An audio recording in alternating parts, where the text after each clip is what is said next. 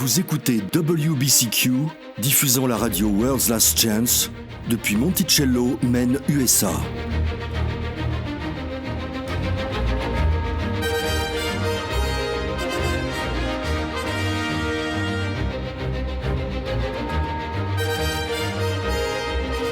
Crimes violents, troubles politiques, instabilité financière, tout indique une crise imminente, une crise sans précédent.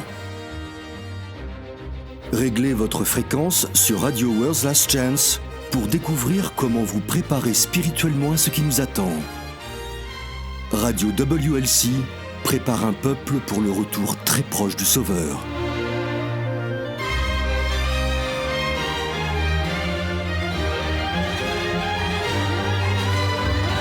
Bonjour, je suis Denis Lefort, votre animateur, et au nom de l'équipe de World's Last Chance, je vous souhaite la bienvenue à l'émission d'aujourd'hui. Comme toujours, je suis accompagné de Jean-Olivier, qui partage sa sagesse et en tant qu'étudiant des Écritures, apporte de nombreux points de vue à tous les sujets que nous abordons. Merci Denis, c'est un privilège de travailler avec toi et toute l'équipe de WLC pour partager des vérités de la Sainte Bible. Si c'est la première fois que vous nous écoutez, amis auditeurs, permettez-moi de vous expliquer quelques noms qui ne vous sont peut-être pas familiers. L'Écriture encourage à plusieurs reprises les croyants à invoquer le nom du Seigneur. Mais dans l'original hébreu, ce n'est pas vraiment ce qui est dit. Il est dit que nous devons invoquer le nom de Yahweh, qui est le nom personnel du Créateur. On peut aussi dire Yah, qui est la forme courte. Cette forme apparaît aussi dans les Écritures, à plusieurs reprises. Le nom divin vient de Haya, qui est le verbe être hébreu. Quand on y pense, c'est le nom parfait pour le Créateur. Il est celui qui existe par lui-même. Il est, il était et il sera. Et quand vous associez son nom à votre besoin, cela devient une promesse très puissante que vous pouvez revendiquer. Voilà ce que signifie vraiment d'invoquer le nom de Yahweh. Et c'est une honte que toute cette riche signification ait été perdue dans nos traductions modernes. Les noms sont généralement translittérés pour obtenir un son approximatif ressemblant, autant que possible, au nom tel qu'il est dit dans la langue originale. Mais Satan a voulu cacher la puissance du nom divin. Il l'a dissimulé en lui substituant les titres génériques de Seigneur et de Dieu.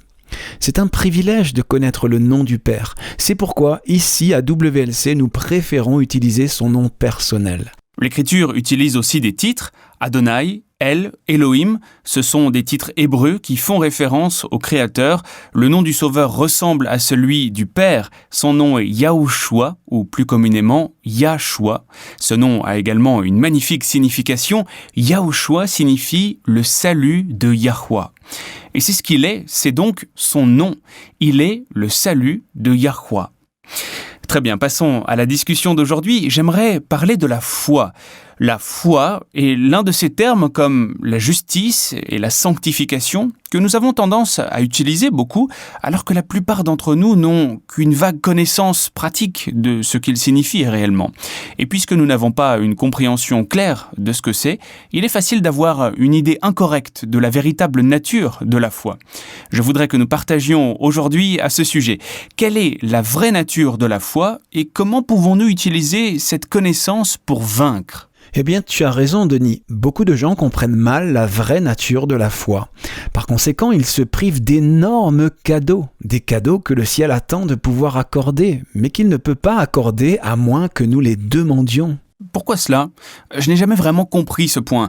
Après tout, Matthieu 5, verset 45 dit que Yah fait lever son soleil sur les méchants et sur les bons et envoie la pluie sur les justes et sur les injustes.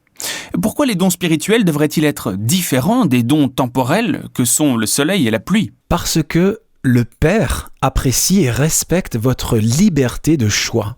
Il n'imposera jamais sa volonté à quiconque. Il prolongera la vie en donnant la pluie et le soleil, en maintenant les saisons dans des limites raisonnables, mais il ne forcera jamais personne à choisir la justice et la vérité plutôt que la rébellion et l'erreur. Il aime la liberté et soutient même le droit de ses ennemis à lui tourner le dos. Très bien, c'est logique. C'est en fait assez rassurant, n'est-ce pas? Je sais qu'en tant que jeune chrétien, j'ai eu du mal à m'abandonner complètement parce que j'avais peur de devenir une sorte d'esclave mental, sans volonté, obligé d'être bizarre et de faire des choses que je ne voulais vraiment pas faire. Mais en rétrospective, c'était juste Satan qui essayait de m'effrayer pour que je ne m'abandonne pas complètement. C'est vrai, c'est Satan qui essaie de forcer notre volonté.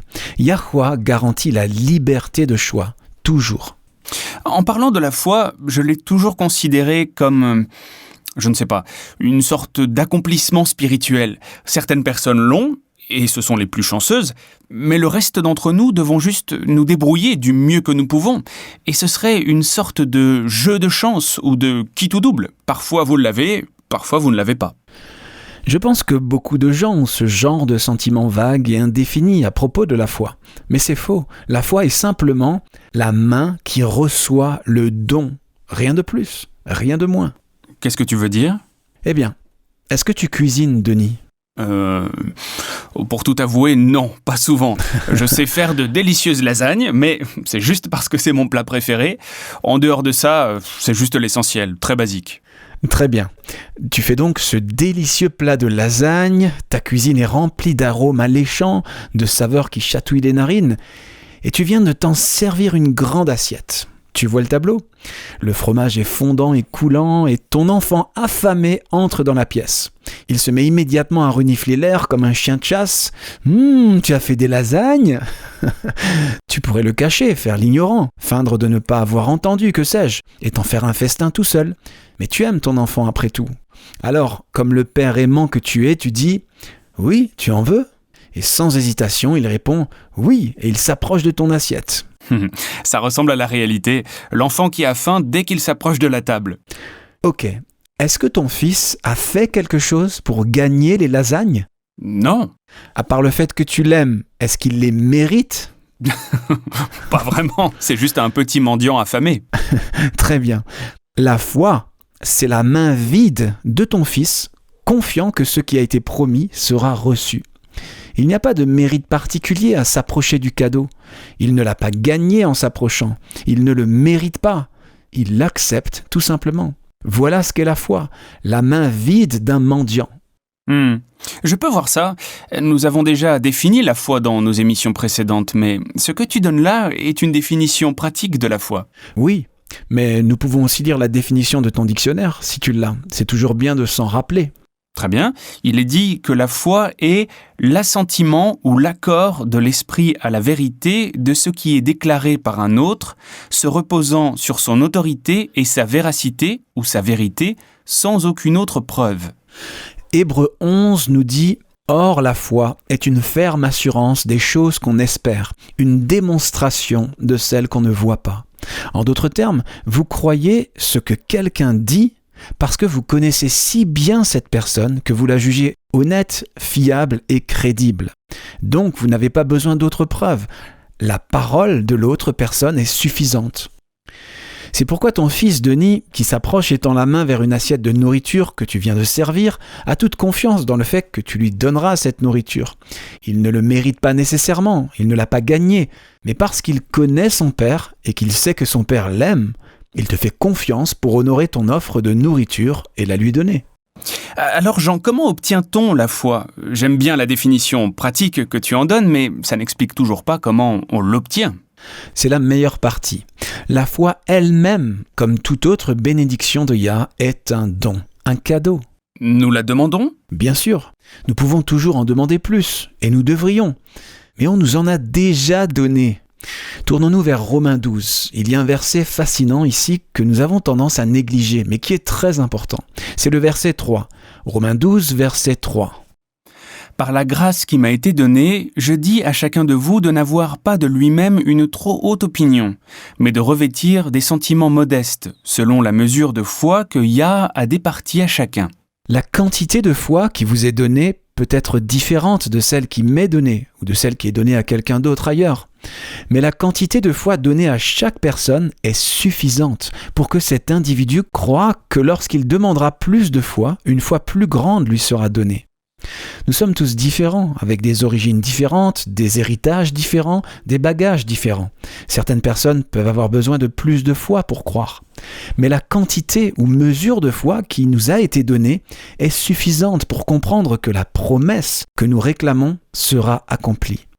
Peut-être que la première promesse que nous réclamons est simplement d'avoir plus de foi.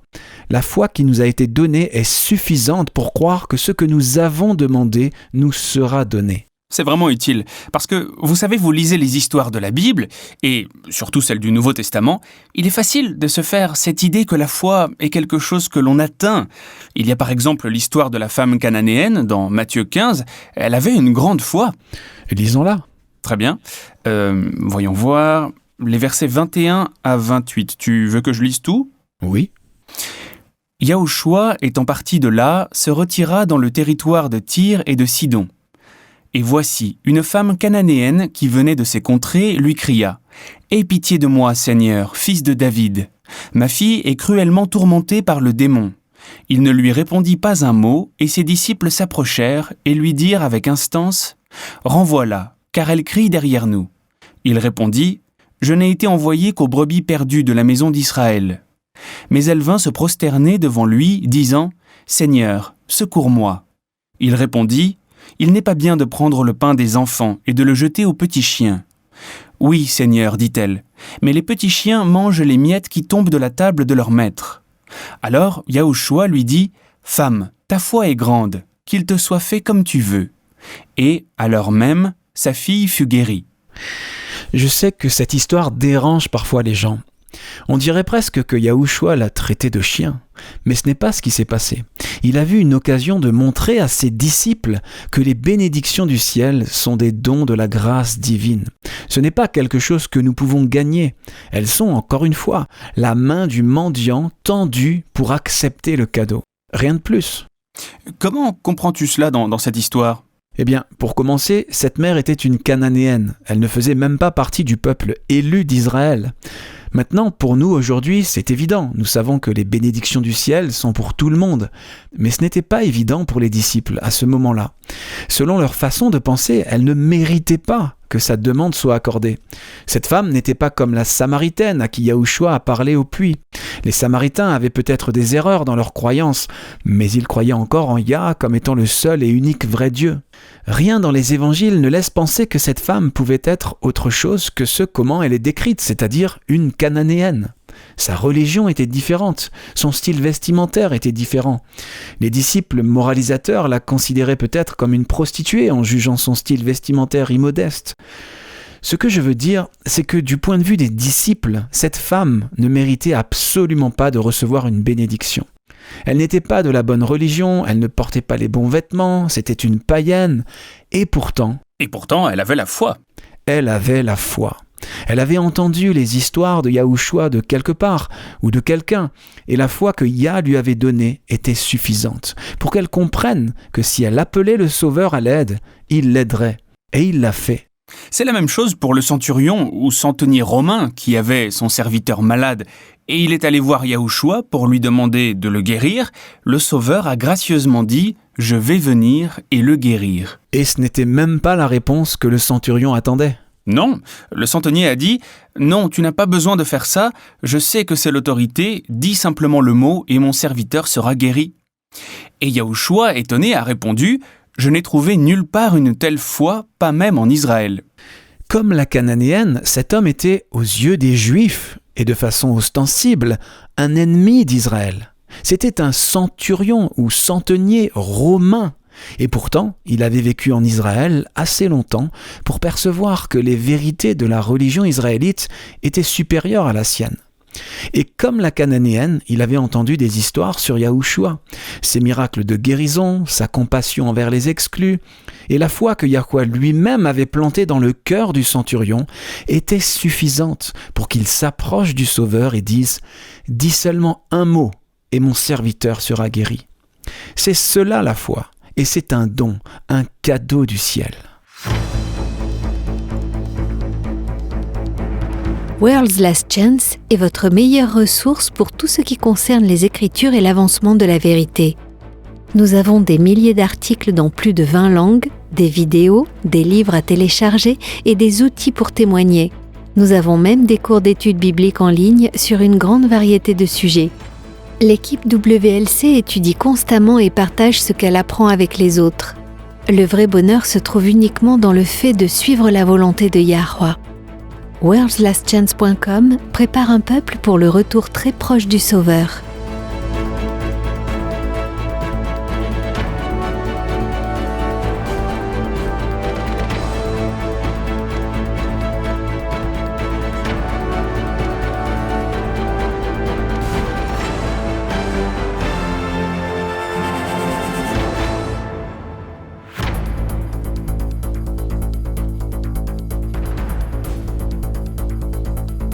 Beaucoup de gens ont peur de l'avenir. Ils ont peur du temps de détresse à venir et des derniers événements de l'histoire de la Terre. Et il est vrai que ce seront des événements très solennels. Mais vous n'avez pas à craindre un avenir inconnu. Yahweh nous a donné les prophéties bibliques. Visitez worldslastchance.com et apprenez ce que la Bible révèle sur l'avenir proche. Il est naturel de craindre l'inconnu. Mais vous n'avez pas besoin d'être pris par surprise par les événements. Étudiez les prophéties dès aujourd'hui sur worldslastchance.com.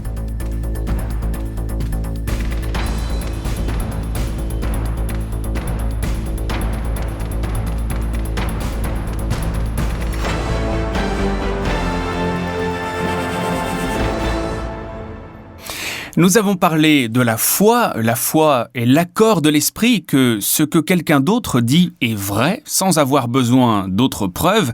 C'est la croyance au plus profond de l'âme que l'on peut faire confiance à la vérité de ce que dit l'autre personne. Cela ne se gagne pas, cela ne s'acquiert pas, c'est un don. Je pense que l'histoire qui illustre le mieux cela est celle du paralytique à la piscine de Bethesda. Il était paralysé depuis 38 ans, et quand le Messie s'est arrêté près de son lit et lui a dit « Lève-toi, prends ton lit et marche », qu'a-t-il fait ? Il s'est levé, a pris son lit et a marché. Instantanément, il a été guéri. Pourquoi ? Parce que sa foi a saisi la promesse contenue dans les paroles du Sauveur. S'il avait hésité, s'il avait dit « Eh bien, comment voulez-vous que je fasse cela ?» il aurait perdu sa chance d'être guéri. Mais sa foi est la main qui a saisi la promesse. Et il s'est levé, a pris son lit et a marché. La foi n'est pas quelque chose que l'on obtient par la force de la volonté. C'est un don de la grâce divine. Ok, parlons de la grâce et du rôle qu'elle joue. Je pense que la grâce est un autre de ces termes que nous lançons sans vraiment comprendre ce que c'est. La grâce est facile à définir. La grâce, c'est simplement l'amour et la faveur non méritée que nous recevons de Yah. C'est une faveur imméritée. Nous ne la méritons pas. Allons dans Romains 5. Il y a un passage qui parle de la grâce de Yah. L'amour infini de Yah, tel qu'il est démontré par l'Évangile, signifie que tous ces dons, les dons divins, sont accordés gratuitement à des personnes qui ne les méritent pas. Ces cadeaux divins sont donnés volontairement à des personnes qui ne peuvent pas les mériter. J'y suis. Romains 5. Ok, commençons par lire les versets 1 et 2, puis les versets 6 à 8. Et les amis, pendant que nous lisons, remarquez la condition des personnes qui reçoivent les dons de la grâce de Yah. Étant donc justifiés par la foi, nous avons la paix avec Yah par notre Seigneur Yahushua Christ, à qui nous devons d'avoir eu par la foi accès à cette grâce, dans laquelle nous demeurons fermes et nous nous glorifions dans l'espérance de la gloire de Yah. Car lorsque nous étions encore sans force, Christ, au temps marqué, est mort pour des impies. À peine mourrait-on pour un juste, quelqu'un peut-être mourrait-il pour un homme de bien. Mais Yah prouve son amour envers nous, en ce que, lorsque nous étions encore des pécheurs, Christ est mort pour nous. Qu'avons-nous dû faire pour devenir dignes de recevoir le salut ? Quand Christ est-il mort pour nous ? Lorsque nous étions encore des pécheurs, c'est magnifique. Ce verset nous dit qu'il n'y a absolument rien que nous puissions faire pour gagner l'aide de Yah, rien que nous puissions faire pour gagner le pardon. Et cela nous dit que Yahweh n'attend rien de nous avant de nous pardonner et de nous sauver. Notre rôle consiste simplement à être prêt à accepter le cadeau, le don divin. C'est tout. Le plan du salut a été mis en place pour sauver tout le monde. Cependant, seuls ceux qui tendront la main de la foi et le recevront réellement en bénéficieront. Ça me rappelle un rapport que j'ai lu sur un site web appelé unclaimed.com. C'est un site qui aide les gens à retrouver des biens disparus. Ils ont rapporté que les consommateurs, et je crois, si je me souviens que c'est uniquement aux États-Unis, ont dépensé 80 milliards de dollars en cartes et chèques cadeaux rien que l'année dernière. Sur ce montant colossal, 5 à 10% ne sont en fait jamais utilisés. C'est énorme, c'est 4 à 8 milliards de dollars qui dorment juste là. Je suppose qu'il y a une variété de raisons pour lesquelles ils ne sont pas réclamés, mais c'est beaucoup d'argent. Et oui, il dort juste là, sans aucune valeur pour ceux qui, j'en suis sûr, pourraient l'utiliser à bon escient, si seulement ils le réclamaient. Et ce qui est pire encore, c'est que chaque jour, des croyants font la même chose. Vous n'avez pas besoin de supplier Yah pour une bénédiction. Il veut vous bénir. Avez-vous en mémoire ce qu'il dit dans Malachie 3, verset 10 ? Il encourage les gens à avoir la foi qu'il prendra soin d'eux. Ils n'ont pas besoin de s'accrocher à leur dîme. Nous ne pouvons pas donner plus au Seigneur que ce que lui nous donne. On ne peut vraiment pas. Il nous donnera toujours plus. Et dans Malachie 3, Yah exhorte le peuple à le tester, à lui donner la chance de prouver l'ampleur de la bénédiction qu'il donnera. Je l'ai ici, permets-moi de le lire. Il est écrit « Apportez à la maison du trésor toutes les dîmes, afin qu'il y ait de la nourriture dans ma maison. Mettez-moi de la sorte à l'épreuve, dit l'Éternel des armées. Et vous verrez si je n'ouvre pas pour vous les écluses des cieux, si je ne répands pas sur vous la bénédiction en abondance. » Voilà comment le Père donne. Dans Luc 6, verset 38, Yahushua a dit la même chose. Il a dit « Donnez et il vous sera donné. On versera dans votre sein une bonne mesure, serrée, secouée et qui déborde, car on vous mesurera avec la mesure dont vous vous serez servi. » Vous ne pouvez pas le gagner, vous ne le méritez pas. Tout ce que vous pouvez faire, c'est l'accepter. C'est la beauté du message de l'Évangile, l'amour de Yah pour ceux qui ne le mériteront jamais et ne pourront jamais le mériter. Le plan du salut est en fait très simple. Il est résumé dans 2 Corinthiens chapitre 5 verset 21. Voudrais-tu le lire pour nous, Denis ? Celui qui n'a point connu le péché, il l'a fait devenir péché pour nous, afin que nous devenions en lui justice de Yah. Ceci décrit une transaction légale. Le Sauveur est mort à cause de nos péchés, pour qu'en retour, nous puissions recevoir sa justice. Nous recevons la bonne part de la transaction. Cela démontre la profondeur de l'amour de Yah pour chacun d'entre nous. Yahushua a vécu une vie pure, sans péché. C'est ce qui a permis à Yahweh de le ramener à la vie. Le salaire du péché, c'est la mort, n'est-ce pas ? Très bien. Il n'avait pas de péché. Il n'avait aucune raison de mourir. Par conséquent, il pouvait choisir de mourir à notre place. C'est la justification par la foi. Quand nous acceptons la mort de Yahushua en notre nom, le Père la porte au crédit de notre compte. Et nous nous tenons devant Yah comme si nous n'avions jamais péché. C'est l'évangile pur et simple. Car Yah a tant aimé le monde qu'il a donné son Fils unique, afin que quiconque croit en lui ne périsse pas, mais ait la vie éternelle. Mais ce n'est pas tout. Ce n'est pas seulement le sang de Christ qui est crédité sur le compte du pécheur, mais la vie pure et sans péché du Sauveur est également créditée sur le compte du croyant. Donc oui, nous nous tenons devant Yah comme si nous n'avions jamais péché. Mais ce qui est plus important encore, c'est que nous nous tenons devant lui comme si notre vie entière avait été passée à servir activement au bien des autres, dans une vie d'obéissance parfaite à la loi divine. Le bilan de la vie parfaite de Yahushua nous est crédité tout autant que le sang de sa mort. La justification par la foi est un cadeau qui continue sans cesse à faire des cadeaux. C'est vraiment le cas. Et encore une fois, cette incroyable transaction de la grâce divine ne se mérite pas. Elle est et sera toujours un don. Amen. Ça me rappelle un passage de Romains 3. Écoutez pendant que je le lis, ces versets relient vraiment bien tout cela. Les versets 21 à 26. Mais maintenant, sans la loi est manifestée la justice de Yah, à laquelle rendent témoignage la loi et les prophètes. Justice de Yah par la foi en Yahushua Christ pour tous ceux qui croient. Il n'y a point de distinction, car tous ont péché et sont privés de la gloire de Yah, et ils sont gratuitement justifiés par sa grâce, par le moyen de la rédemption qui est en Yahushua Christ.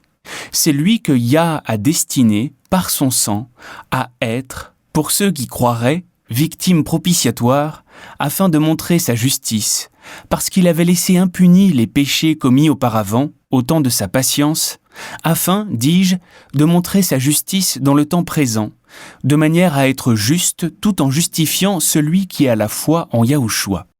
C'est parfait. Nous sommes justifiés gratuitement par sa grâce.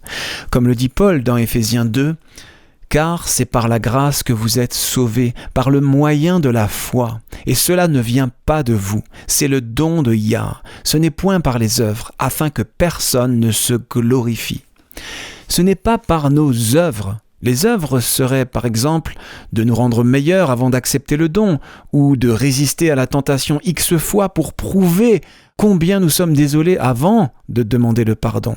Ça, ce sont les œuvres. Mais la grâce se tient là et nous dit « Tu n'as pas besoin de t'améliorer, viens simplement, en ce moment même, juste comme tu es. » C'est en quelque sorte ce que dit le verset suivant. Éphésiens 2, verset 10 dit « Car nous sommes son ouvrage, ayant été créés en Yahushua Christ pour de bonnes œuvres, que Yahuwah a préparées d'avance afin que nous les pratiquions. » J'aime ce verset parce qu'il met l'accent sur le fait que nous sauver, nous purifier, nous pardonner, nous transformer, tout cela est l'œuvre de Yah. Nous sommes son ouvrage, pas le nôtre. La seule chose que chacun de nous peut faire pour être justifié, c'est de tendre la main de la foi et de recevoir le don, le cadeau. C'est tout. Tu sais, ayant été élevé en tant que protestant, j'ai entendu beaucoup d'attaques verbales contre les catholiques. Par exemple, la doctrine catholique de la mortification de la chair était présentée comme un exemple parfait de la justice par les œuvres. C'est le cas. Oui, c'est vrai, mais les protestants ont leurs propres extrêmes. Ils ont leur propre version de la justice par les œuvres. Dans quel sens ? Eh bien, beaucoup de protestants tombent dans le piège subtil d'accepter la justification pour les péchés passés, mais ensuite ils supposent qu'ils doivent maintenir cet état de grâce salvatrice en menant un style de vie vertueux. Oui, et bien sûr, un style de vie vertueux est un style de vie qui se renie soi-même de façon bien consciente. C'est ça. Et bien sûr, le revers de la médaille est la grâce bon marché. L'idée que puisque Christ a tout fait, l'obéissance à la loi divine ne serait plus nécessaire. Vous avez donc ces deux extrêmes qui sont tous les deux faux. Ils le sont, mais sais-tu pourquoi ? Pourquoi ? Ils sont incorrects parce que chaque erreur suppose que la justification serait une transaction unique. En d'autres termes, la justification se produit au moment du salut, pour ce moment-là, et ensuite vous devriez maintenir cette justification par vos propres forces. Ou l'autre extrême dit que puisque la justification fait tout, je suis maintenant libre de pécher et de continuer à pécher jusqu'à ce que Yahushua vienne. Une sorte de mentalité du type « je fais ce qu'il me plaît, je profite des plaisirs du péché et je suis toujours sauvé ». C'est ça. La vérité, cependant, est bien plus profonde et bien plus porteuse d'espoir que ces deux extrêmes. Quand nous recevons le don de la justification par la foi, nous recevons en cadeau à la fois la mort de Christ et la justice de sa vie sans péché. Ça signifie que nous sommes dotés de ce qui est littéralement une nouvelle vie. De nouvelles passions, de nouveaux désirs, de nouveaux objectifs, de nouveaux goûts et dégoûts. Avec Yahushua vivant en nous par la foi, l'obéissance elle-même est un don. Passons à Galates 2. Je pense que ce passage est celui qui explique cela le plus clairement. Galates 2, versets 20 et 21. Très bien, il est écrit « J'ai été crucifié avec Christ, et si je vis, ce n'est plus moi qui vis, c'est Christ qui vit en moi. Si je vis maintenant dans la chair, je vis dans la foi au Fils de Yah, qui m'a aimé et qui s'est livré lui-même pour moi. Je ne rejette pas la grâce de Yah, car si la justice s'obtient par la loi, Christ est donc mort en vain. » Quand nous sommes par la foi crucifiés avec Christ, notre mort devient la sienne et sa vie devient la nôtre. Et par la foi, nous sommes capables d'obéir. Oui, l'obéissance est toujours requise. Cela n'a aucun sens que des personnes puissent être sauvées en s'engageant dans une rébellion consciente et volontaire contre la volonté déclarée de Yah, alors que c'est la chose même qui a causé la chute de l'homme en premier lieu. Mais l'obéissance elle-même est un don qui accompagne le don de la justification par la foi. C'est l'équilibre parfait, n'est-ce pas? Oui, l'obéissance à la loi divine est toujours requise, mais ce n'est pas quelque chose que nous pouvons faire par nos propres forces. L'obéissance elle-même est un don de la grâce. Ça transforme tout, n'est-ce pas? Oui. Qui voudrait continuer à pécher alors que le péché lui-même est une forme d'esclavage mental et souvent physique? Passons à Romains 6 et lisons les versets 12 à 14. Très bien. Il est écrit « Que le péché ne règne donc point dans votre corps mortel et n'obéissez pas à ses convoitises. Ne livrez pas vos membres au péché comme des instruments d'iniquité, mais donnez-vous vous-même à Yahweh, comme étant vivants de mort que vous étiez, et offrez à Yahweh vos membres comme des instruments de justice. Car le péché n'aura point de pouvoir sur vous, puisque vous êtes non sous la loi, mais sous la grâce. » Lisons aussi les versets 1 à 4 de Romains 6. J'aimerais que tous ceux qui croient que la loi de Yah a été clouée sur la croix prennent le temps de méditer sur ce passage. Qu'est-il écrit ? Que dirons-nous donc ? Demeurerions-nous dans le péché afin que la grâce abonde ? Loin de là. Nous qui sommes morts au péché, comment vivrions-nous encore dans le péché ? Ignorez-vous que nous tous qui avons été baptisés en Yahushua Christ, c'est en sa mort que nous avons été baptisés. Nous avons donc été ensevelis avec lui par le baptême en sa mort, afin que, comme Christ est ressuscité des morts par la gloire du Père, de même nous aussi, nous marchions en nouveauté de vie. L'obéissance et les œuvres justes sont le résultat, le produit, le fruit de la justification. L'obéissance ne vous achètera jamais la justification. Encore une fois, l'obéissance elle-même est un don de la grâce. Jean 1, verset 12 « Mais à tous ceux qui l'ont reçu, à ceux qui croient en son nom, elle a donné le pouvoir de devenir enfants de Yah. » Je me demande parfois si les gens disent que la loi a été clouée sur la croix pour la simple raison qu'ils savent qu'ils ne peuvent pas la respecter. Ne vous inquiétez pas, les amis. Yah sait que vous ne pouvez pas la respecter non plus, de vous-même parfaitement. Et c'est pourquoi il a fourni l'obéissance comme un cadeau, comme un don divin. Il en va de même pour toutes les autres bénédictions qui viennent de Yah. Elles sont toutes des dons de la grâce. Vous ne pouvez pas les gagner, vous ne les méritez pas. Vous pouvez seulement les accepter.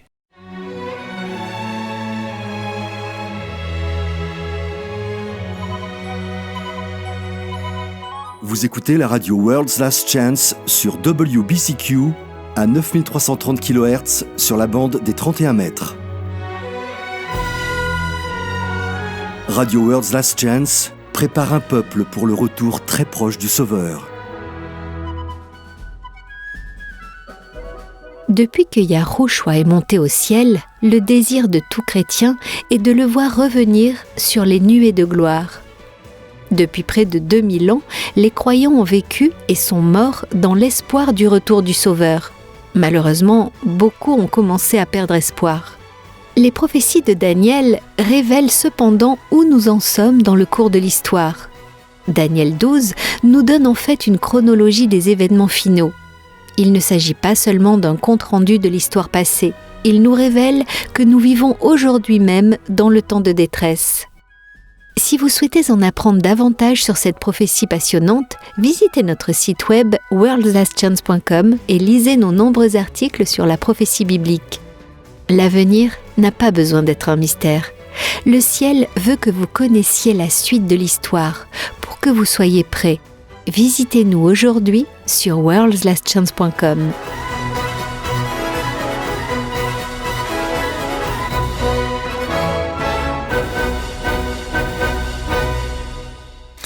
David Banda nous a envoyé une question pour notre courrier des auditeurs. Il nous écrit du Malawi en Afrique. Et Eh bien, tu ne vas pas nous faire part d'un fait fascinant sur le Malawi, tiré de ton vaste répertoire de faits divers ? Non, je n'ai rien là. Eh bien, j'ai quelque chose pour toi. 1/5 du territoire du Malawi est couvert par un lac géant, le lac Malawi, qui est le 9e plus grand lac du monde. Waouh, je ne savais pas. Je suppose que c'est magnifique. Alors, quelle est la question de David ? Il nous écrit « Chers frères, je vous salue au nom de Yahushua. Avez-vous des conseils sur la façon dont je peux tirer le meilleur parti de la lecture de la Bible ? Que Yahuwah continue de vous bénir, vous et votre ministère, au-delà de tout ce que vous pourriez demander ou penser. » Merci, cher David. C'est définitivement les nombreuses bénédictions de Yahuwah qui nous permettent de faire ce que nous faisons. Tout d'abord, laissez-moi vous dire que c'est une question fantastique. Les vérités des Écritures sont si profondes que vous pouvez passer toute votre vie à les lire et y trouver toujours de nouvelles profondeurs de sens. C'est pourquoi il est si important de parcourir les Écritures, encore et encore. Au fur et à mesure que nous apprenons, nous découvrons des joyaux cachés, disséminés un peu partout, dont nous ne soupçonnions pas l'existence. C'est vrai. Il y a en fait plusieurs choses que vous pouvez faire pour optimiser votre lecture de la Bible. La première est de s'assurer que vous gardez le passage que vous lisez dans son contexte. Il est tellement facile de sortir les choses de leur contexte, et c'est là que nous commençons à avoir des problèmes. Eh bien, c'est comme ça que les sectes se forment, n'est-ce pas ? Ils prennent une poignée de textes de référence ou textes preuves, des passages présentés comme des preuves irréfutables, et construisent toute leur structure doctrinale sur cette base. Il est important de toujours prêter attention au contexte. À qui est-ce écrit et dans quelles circonstances ? Les textes preuves, ces passages choisis, sélectionnés pour être présentés comme des preuves, sont les principaux responsables des erreurs doctrinales. Et puisque ceux qui le font peuvent ostensiblement citer la Bible, les gens se laissent prendre au piège. C'est pourquoi il est toujours important de tout lire dans son contexte. Je me souviens d'un sermon que j'ai écouté une fois. Le pasteur avait construit toute son argumentation sur ce seul verset tiré du livre de Job, mais quand j'ai vérifié dans ma propre Bible, le verset était tiré d'un passage citant l'un des amis de Job. Vous savez, ceux que Yahuwah a réprimandés parce qu'ils avaient tort. Aïe! Oui, cette découverte a mis en doute toute sa présentation. Et c'est ce qui arrive dans de tels cas. Souvent, les versets qui ont été volontairement laissés de côté sont ceux qui prouvent que leur interprétation est fausse. Il faut faire très attention à tout considérer dans son contexte. Une autre chose qui peut aider est d'avoir un plan pour lire la Bible. Est-ce que ça fonctionne pour toi ? Tu sais, ces plans de lecture de la Bible en 1 an, je n'ai jamais été capable d'en terminer un personnellement. Par exemple, j'ai une journée chargée et je prends du retard dans ma lecture, ce qui ne fait qu'aggraver la situation pour le jour suivant et je prends de plus en plus de retard jusqu'à ce que j'abandonne. Eh bien, lire la Bible en 1 an de cette façon, du début à la fin, fonctionne pour beaucoup de gens et pas pour d'autres. Mais ce n'est pas le seul plan de lecture de la Bible, il y en a d'autres. Par exemple, tu peux commencer par les évangiles, ils sont très faciles à comprendre. Ensuite, tu peux lire tous les livres de Moïse. Après, tu peux passer aux écrits de Paul ou aux livres historiques, Juges 1 et 2, Samuel 1 et 2, les livres des rois, Chroniques, etc. Il n'est pas nécessaire d'aller de la Genèse jusqu'à l'Apocalypse chronologiquement. La lire en petits morceaux assimilables. Exactement. Bien sûr, chaque fois que vous ouvrez la Bible, priez toujours et demandez à l'Esprit de Yah de vous guider dans votre étude et de vous enseigner ce qui est vrai et ce que vous devez apprendre pour ce jour. Personnalisez-la. Oui, personnalisez aussi votre lecture. Demandez-vous, comment cela s'applique-t-il à ma vie, à ma situation ? N'oubliez pas que la parole de Yah est sa lettre d'amour personnelle pour vous. Si vous ne comprenez pas ce que vous lisez, ralentissez le rythme jusqu'à ce que vous compreniez. Je pense que c'est la raison pour laquelle je n'ai jamais vraiment aimé les plans de lecture de la Bible en 1 an. Ce n'est pas drôle de lire quelque chose qu'on ne comprend pas, et la Bible est profonde. Oui, mais n'oubliez pas qu'elle a été écrite par le commun des mortels pour le commun des mortels. Elle n'a pas été écrite pour les érudits. Elle a été écrite pour vous et moi, la personne lambda. Donc, si vous ne comprenez pas, priez et demandez de l'aide. Les choses spirituelles sont discernées spirituellement. La promesse de Yah dans Apocalypse 3 est que si nous lui demandons, il nous donnera le collier du discernement spirituel. Pour tout ce dont vous avez besoin, vous pouvez prier et demander, et il vous le donnera. Amen. C'est vraiment bien. Je voudrais juste ajouter une pensée à cela, une chose qui a vraiment béni ma vie spirituelle est la méditation. Maintenant, je sais que beaucoup de chrétiens, quand ils entendent le mot méditation, leur défense se lève, ils l'écartent comme une pratique pseudo-spirituelle, mais la méditation biblique, méditer sur des versets bibliques, est en fait une pratique bibliquement saine. Écoutez ceci, ce sont les premiers versets du psaume 1. Il est écrit « Heureux l'homme qui ne marche pas selon le conseil des méchants, qui ne s'arrête pas sur la voie des pécheurs, et qui ne s'assied pas en compagnie des moqueurs, mais qui trouve son plaisir dans la loi de Yahweh, et qui la médite jour et nuit. Il est comme un arbre planté près d'un courant d'eau, qui donne son fruit en la saison, et dont le feuillage ne se flétrit point. Tout ce qu'il fait lui réussit. » C'est intéressant de voir qu'il établit un lien clair entre une vie spirituelle florissante et la méditation de la parole de Yah. Je pense que les gens sont confus car il y a 2 définitions du mot méditer. La première définition consiste à faire le vide dans son esprit et à essayer d'atteindre un état modifié de conscience. Cela vient des religions orientales, mais ce n'est pas le type de méditation que la Bible encourage. La deuxième définition de la méditation consiste à concentrer ses pensées sur un passage ou un concept particulier des Écritures. Ça ne signifie pas qu'il faille s'asseoir en position du lotus et chanter « Om ». Ça signifie qu'il faut vraiment penser à ce qu'on lit, le contempler. Proverbe 3 parle de s'éloigner du mal et de craindre Yahweh. Ce sera la santé pour ta chair et la vigueur pour tes os. Dans un sens réel, c'est ce que fait la méditation de la parole de Yahweh également. Nous mangeons le pain de vie, nous l'ingérons. C'est ce sur quoi nous concentrons notre attention. Nous absorbons ces préceptes dans nos pensées et nos sentiments, nos désirs et nos motivations secrètes. C'est ainsi que nous sommes transformés de l'intérieur vers l'extérieur. Très rapidement, une autre façon de tirer le meilleur parti de votre lecture de la Bible est de faire une recherche par sujet. Si vous n'avez pas de concordance, ce n'est pas grave. Il existe des concordances en ligne que vous pouvez utiliser gratuitement. Vous recherchez un mot, puis vous recherchez chaque fois que ce mot apparaît dans les Écritures. Je vous garantis qu'une fois que vous aurez fait cela, vous aurez une compréhension de ce concept particulier comme rien d'autre ne peut vous la donner. J'ai fait ça une fois avec le mot « confiance ». Quand j'ai eu fini de chercher chaque utilisation du mot « confiance », je vous le dis, ma foi était bien plus forte. C'était une magnifique étude. J'en suis convaincu. C'est ce qui m'a conduit à accepter pour la première fois la vérité que la divinité trinitaire est une doctrine qui ne peut pas être soutenue par l'Écriture. J'ai cherché chaque utilisation du mot « esprit » et c'est juste le souffle. De Genèse à Apocalypse, c'est tout ce qu'il est. Par conséquent, le Saint-Esprit est le souffle de Yah, c'est tout. Vous pouvez faire cela avec n'importe quel mot, et non seulement cela va élargir votre compréhension des Écritures, mais cela augmentera aussi considérablement votre foi et votre confiance en Yah.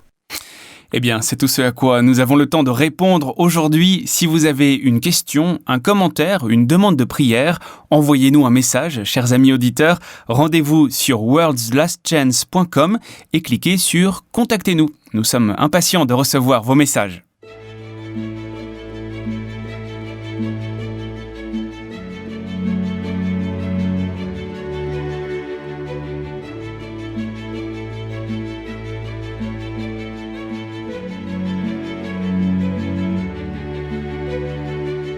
L'une des expériences les plus difficiles à vivre est de perdre un être cher dans la mort. Il n'existe tout simplement pas de mots pour décrire le sentiment de perte, de culpabilité, de douleur, de regret, de solitude. Le problème est encore aggravé par l'incertitude que beaucoup ressentent, ne sachant pas ce qui se passe après la mort. D'autres s'inquiètent du fait qu'un être cher puisse se tenir ou planer tout près, regardant tout ce qu'ils font. Yahweh ne nous a pas laissés dans l'ignorance de ce qui se passe après la mort, et la vérité est très réconfortante. Si vous voulez savoir ce que la Bible enseigne sur la mort, regardez la vidéo « Repose en paix » sur worldslastchance.com ou recherchez-la sur YouTube. Encore une fois, c'est « Repose en paix » sur worldslastchance.com.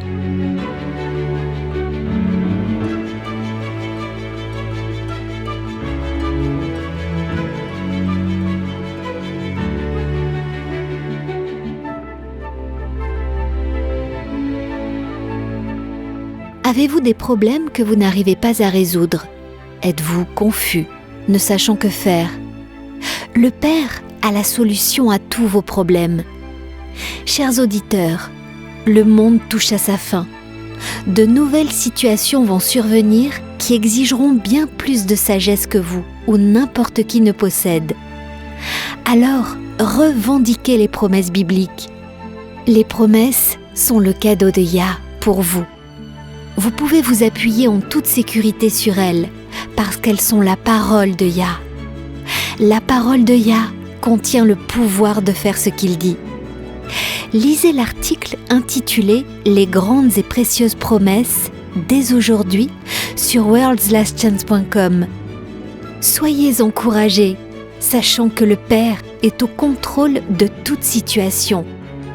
Recherchez l'article « Les grandes et précieuses promesses » sur worldslastchance.com. Visitez notre site web dès aujourd'hui.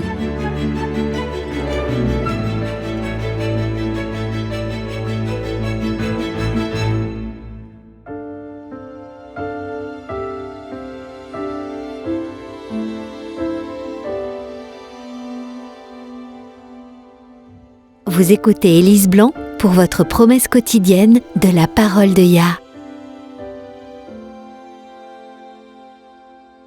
Avez-vous déjà touché le fond? Je veux dire, avez-vous déjà sombré si profondément que vous avez atteint les profondeurs et ne pouviez plus tomber plus bas? J'aimerais vous parler d'une femme qui a vécu cela. Elle ne veut pas rendre public son vrai nom, alors nous l'appellerons Sarah. Sarah a grandi dans un foyer chrétien aimant. Son père était un pasteur baptiste et sa mère une femme dévouée et compatissante qui manifestait parfaitement ce que signifie être un disciple de Christ. Mais comme beaucoup d'enfants de pasteurs, Sarah a tourné le dos à son éducation et aux valeurs que ses parents avaient essayé de lui inculquer. À 19 ans, Sarah avait un nouveau meilleur ami, l'alcool. Elle adorait boire. Elle aimait ce qu'elle ressentait en buvant. Son stress et ses soucis disparaissaient. Elle avait l'impression de pouvoir conquérir le monde. À 21 ans, Sarah a épousé un soldat. Il déménageait souvent et sa consommation d'alcool a augmenté. Quand son mari a été affecté dans une zone de guerre à l'étranger, la consommation d'alcool de Sarah a atteint un tel point que ses amis et sa famille ont commencé à le remarquer et à faire des commentaires. Plusieurs d'entre eux s'inquiétaient pour elle, lui disant sans détour qu'elle avait un problème d'alcool et qu'elle avait besoin d'aide. Mais Sarah a ignoré leur inquiétude en leur disant ce qu'elle savait qu'ils voulaient entendre. Quand son mari est revenu de la guerre, il a été envoyé dans un autre pays et cette fois, Sarah l'a accompagné. Le choc culturel et le stress de vivre dans un nouveau pays parlant une autre langue ont fait que Sarah buvait encore plus. Elle a commencé à cacher des bouteilles de vodka dans toute la maison en prenant soin de jeter les tickets de caisse avant de rentrer chez elle. Elle se couchait tard, buvant jusqu'au petit matin, en veillant à se coucher juste avant que son mari ne doive se lever pour aller travailler. Elle détestait ce qu'elle était devenue, mais elle n'avait aucune envie d'arrêter. Puis un jour, elle a reçu la nouvelle déchirante du décès de sa grand-mère, une merveilleuse femme avec laquelle elle avait toujours eu des liens étroits. Sarah avait le cœur brisé. Elle ne pouvait pas rentrer assister aux funérailles, mais sa famille lui a envoyé une vidéo du service funèbre. Son mari étant absent pour quelques jours, Sarah s'est assise avec des mouchoirs et 2 bouteilles de vodka. À la fin de la vidéo, Sarah sanglotait de façon incontrôlable. Elle était dégoûtée d'elle-même, elle avait honte de voir dans quelle profondeur elle était tombée, se sentant coupable des choix qu'elle avait faits et humiliée par ce qu'elle était devenue. Elle avait touché le fond et ne pouvait tomber plus bas. Dans le chagrin que lui causait la perte de sa grand-mère, Sarah a décidé d'en finir, et la meilleure façon de le faire à ses yeux était de boire jusqu'à la mort, de mourir par empoisonnement alcoolique. Elle s'est levée et a commencé à chercher toutes les bouteilles d'alcool qu'elle avait cachées dans la maison. Mais alors qu'elle passait la porte de la cuisine, une étrange sensation l'a arrêtée. Elle a physiquement senti 2 grandes mains chaudes se poser sur ses épaules et les presser doucement. Sarah est tombée à genoux, le visage contre le sol, en pleurant, suppliant Yahweh de l'aider. Elle savait à quel point elle s'était éloignée de la chrétienne dévouée, craignant Yah, que son éducation était censée faire d'elle. Elle ne méritait ni son amour, ni son aide, mais elle a plaidé pour ces 2 choses. Elle a dit à Yah qu'elle ne voulait pas continuer à vivre comme elle le faisait, mais qu'elle ne savait pas comment arrêter. Elle ne voulait pas continuer, mais elle ne voulait pas mourir non plus. Elle voulait simplement que Yahweh prenne le relais. Doucement, au milieu de ses larmes, Sarah a entendu une voix dans sa tête lui dire, avec douceur, « Jamais je ne te quitterai, jamais je ne t'abandonnerai. » Encore et encore, la voix a répété ces mots. Sarah a senti une paix l'envahir, une paix qu'elle n'avait pas ressentie depuis si longtemps. À ce moment-là, elle s'est sentie complètement sobre. Le désir d'alcool a disparu, et à ce jour, près de 10 ans plus tard, il n'est jamais revenu. Si vous avez touché le fond, ne désespérez pas. Tournez-vous vers le Père Céleste et demandez-lui d'approcher sa main. Ésaïe 59, verset 1 nous dit « Non, la main de Yahweh n'est pas trop courte pour sauver, ni son oreille trop dure pour entendre. Yahweh ne se détournera jamais de quiconque l'appelle à l'aide. Il est proche pour aider, renforcer, encourager et pardonner. » Le psaume 34, verset 19 déclare « Yahweh est près de ceux qui ont le cœur brisé, et il sauve ceux qui ont l'esprit dans l'abattement. » Nous avons reçu de grandes et précieuses promesses. Réclamez-les dès maintenant.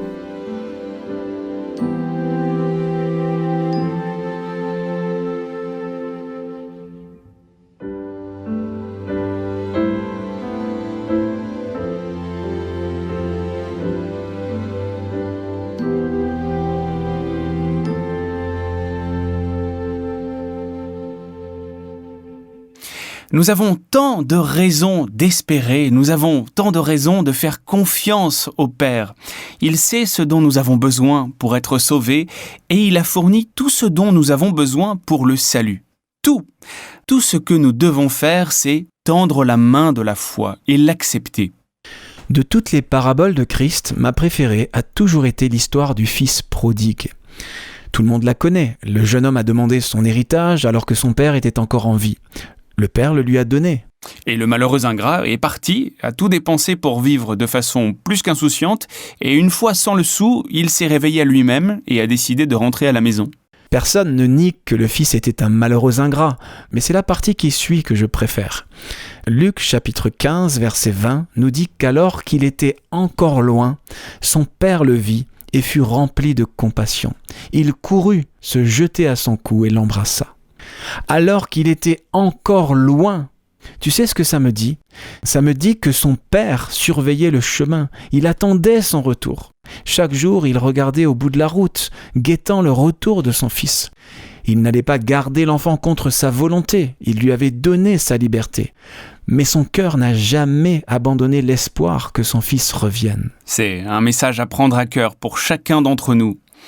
Écoutez les amis, peu importe à quel point vous pensez que votre situation est désespérée, peu importe à quel point vous êtes tombé. Yah est spécialisé dans les cas désespérés. N'écoutez pas la suggestion de Satan de rester loin de Yah, jusqu'à ce que vous vous soyez amélioré, jusqu'à ce que vous ayez suffisamment résisté à la tentation, jusqu'à ce que vous pensiez être assez bon pour venir à Yah. Si vous attendez pour faire cela, vous ne viendrez jamais. Et la vérité est que nous ne pouvons pas nous rendre meilleurs. Donc, Yah ne s'attend pas à ce que nous le fassions. Jean 6, verset 37 dit « Je ne mettrai pas dehors celui qui vient à moi ». Cela parle de vous, où que vous soyez dans le monde, quoi qu'il se passe dans votre vie. Je ne sais pas qui vous êtes, Jean non plus, mais le Père le sait. Il sait où vous êtes. Il sait ce qui se passe dans votre vie. Et il a toute la puissance de l'univers pour vous donner ce dont vous avez besoin. Amen. Chacun de nous a besoin d'être comme ce fils prodigue. N'attendez pas, les amis. Allez vers le Père dès maintenant. Il vous rencontrera alors que vous êtes encore loin. Il guette votre retour. Il veut que vous reveniez. Vous n'avez peut-être pas la force de faire un pas vers lui, mais vous n'êtes pas obligé de le faire. Tendez simplement la main de la foi, cette main vide, et recevez simplement les cadeaux, les dons qu'il attend de vous accorder, qu'il désire vous donner. Il attend les bras grands ouverts pour vous recevoir. Il entend chaque prière, même celles qui ne sont pas formulées. Il sait ce qu'il y a dans votre cœur. Il connaît vos peurs, vos doutes, vos luttes et vos faiblesses. Il connaît l'aspiration de vos désirs les plus cachés et son désir le plus profond est votre bonheur. Il a donc mis à votre disposition comme un cadeau, comme un don gratuit, tout ce dont vous avez besoin pour être sauvé. Personne n'est sauvé par ses propres efforts, mais seulement en choisissant d'accepter le don de la grâce par la foi. C'est tout. Alors, faites ce choix aujourd'hui. J'aimerais partager un verset pour terminer. Il est tiré de Jérémie 31, c'est le verset 3. Il est écrit « De loin, Yahweh se montre à moi. Je t'aime d'un amour éternel. C'est pourquoi je te conserve ma bonté. » Il vous aime, pas parce que vous êtes parfait, pas parce que vous êtes sans péché, parce que vous ne l'êtes pas, et il le sait. Il vous aime parce qu'il est le Créateur, et vous êtes vous. Rejoignez-nous demain, et d'ici là, souvenez-vous, Yahweh vous aime, et vous pouvez compter sur lui, lui faire confiance en toute sécurité, car il en est digne.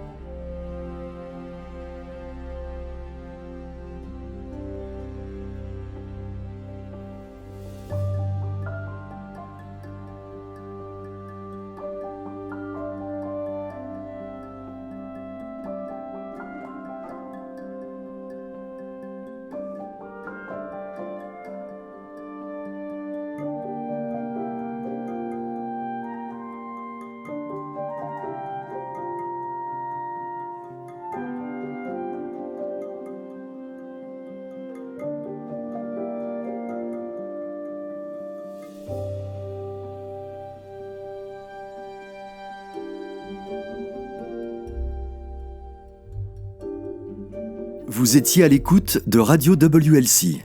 Cette émission, ainsi que les émissions précédentes de Radio WLC, sont disponibles en téléchargement sur notre site internet. Elles sont parfaitement appropriées pour être partagées avec des amis et pour des études bibliques. Elles sont également une ressource merveilleuse pour ceux qui adorent Yahweh, seuls, en famille ou en groupe à la maison.